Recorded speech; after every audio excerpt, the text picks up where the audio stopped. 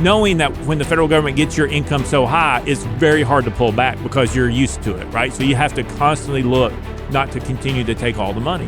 One of the things that we did this year is we put in process to hold the bureaucracy of the government in Tennessee accountable for grant funding. So we're no longer chasing grant dollars just to get grant dollars because someone has a job to go get grant dollars. If they're going to get grants, they have to be approved by a certain committee in the General Assembly. So now we have oversight. We know what they're doing. We know what the rules are going to be. We know what they're going to ask from us if we have to have more employees. And now we have oversight over that process so we can start limiting money, because the grants, when they come in, like you say, they say, oh, you need to impose this, you need to do this. And earlier what I was talking about with COVID money in the Biden administration with Oak Ridge National Labs, all these businesses have federal contracts to go in. Well, what they started putting in there is all your employees have to be vaccinated. They have to do this. And if they're not going to do that, you don't get the contract. Americans are capable of achieving extraordinary things when they have the freedom and opportunity to do so. This is American Potential. Hey everyone, welcome to the American Potential Podcast. I'm your host, David Fromm. The podcast is on the road and we're recording from the State Policy Network annual meeting, where leaders from across the country come together to talk about freedom, limited government, and local solutions. And one of the great things about being here is not just getting to meet people from all over the country, but also hearing directly from lawmakers about what's happening in their states. Today, we're joined by one of those lawmakers, and he's a leader who believes students should have more educational options and the government should spend within its means, and that taxes should remain low. He's an East Tennessee native, a University of Tennessee graduate, was first elected to office back in 2010, and since 2019, he's served as the Tennessee Speaker of the House. I want to welcome to the podcast Speaker Cameron Sexton. Welcome, Speaker. Thanks for joining us. Yeah, really excited. It's fun to be in New Orleans. So yeah, well, it is, but I mean, you know, you're from Tennessee. A lot of people get excited to go to your state just as much as New Orleans. You know, I had some pretty good times in Tennessee, and unfortunately, I think I mentioned to you, I live in the state of Illinois, and I feel like 1 out of 3 of my friends are all moving to Tennessee. Unfortunately, some of my kids are probably going to do the same. Oh, well, we welcome them all. Yeah, like you keep passing good policy, it'll probably keep happening. So let's get to like what you guys have been doing. I mean, there's been some great stuff going on in Tennessee in the last few years. So specifically, an issue that I care a lot about, I help lead our efforts on education freedom at Americans for Prosperity, and you guys have become real leaders there. So, you know, what made it important for you to get behind school choice in Tennessee? Yeah, I mean, that's a great question. I think COVID opened a lot of eyes of individuals across the country and in Tennessee about where the parents started having concerns about what the school systems or school boards were trying to do, whether masks or vaccinations, social distancing, and what they were imposing. And when the parents went to talk to the school board members at the meetings, they just kind of turned their backs on them, threw them out. And so all of a sudden you saw that the parents weren't in charge of their child's education, nor did anyone care about what the parents were saying. And so that kind of changed the momentum in it to a lot extent. And then what you have is the need for more competition. The parents need to be in charge of their child's education. Yeah. It may be public, it may be private, it may be a homeschool, it may be a charter school, but they should be the ones making that decision.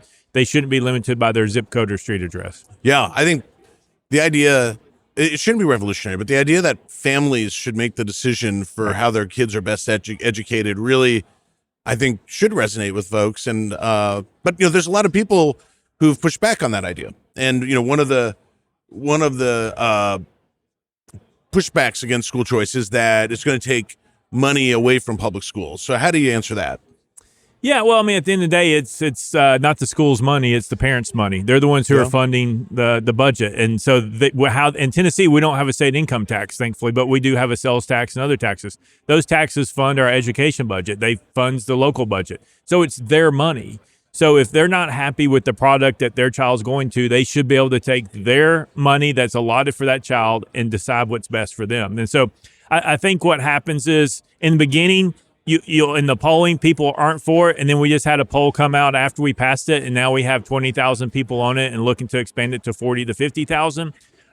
Believe it or not, Republicans are plus 32 on school choice, independents are plus 20, and Democrats are plus 18. Oh, wow. It's a total shift. That's after pretty the fact. dramatic. Yeah. That's great. Well, and I would guess that that'll only get better as people live with it and experience the benefits of it. I think that's fabulous. It should. I mean, it really should. And then what it should do is make the public schools actually have to compete for that student now, which they probably weren't doing too much competing for that student, minus athletics. But now they're having to compete for that student to stay at their school. So, there are a number of other states that had passed education freedom in years past. Did you guys learn anything from looking at other states to inform your effort? We did a little bit. I mean, we looked at what other people did. We kind of do it a little unique. We did it outside the education funding this time. We have universal choice, which is very hard for other people to do. So there's part of it has no income limits. And so there was some pushback on that, but that was the right direction to go. That's awesome. So, when it comes to school lunches, the Department of Education has some requirements that the school has to do with leftovers. And I know that you've made mention of this. So what are they being required to do? Yeah, so in Tennessee, we have about $1.2 to $1.4 billion coming in for our education department. They're interesting, very little, next to nothing goes to the classroom. It's all supports things. And so one of those things is the school lunch program or free and reduced lunch program. It runs about $500, $600 million of that amount.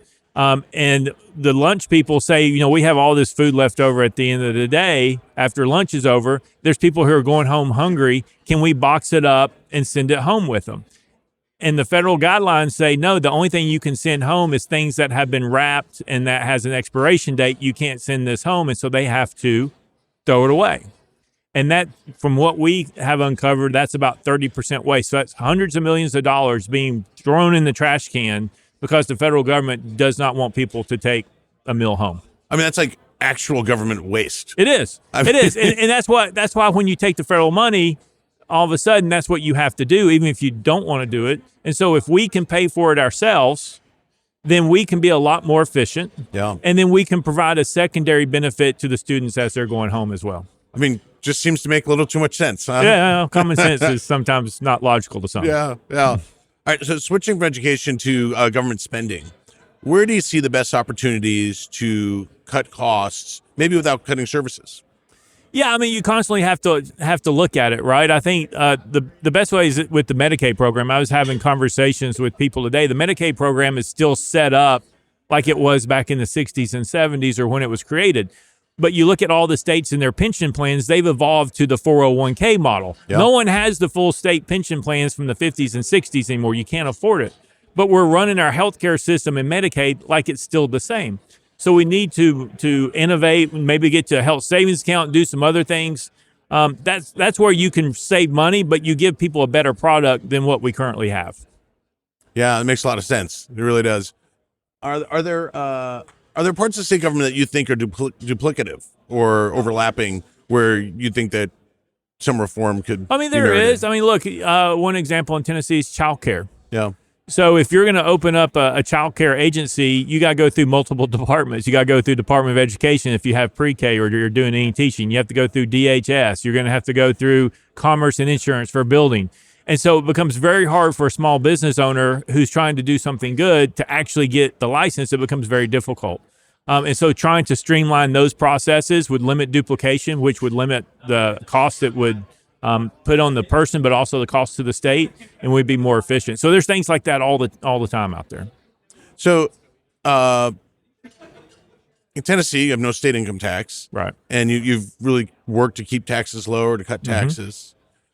How do you balance that with maintaining a strong fiscal health for the state? Yeah, that's a great question. So it goes back to what Ronald Reagan said: when you cut taxes, you'll have growth. So we've eliminated 3 to 4 taxes. We cut business taxes. We've cut sales tax.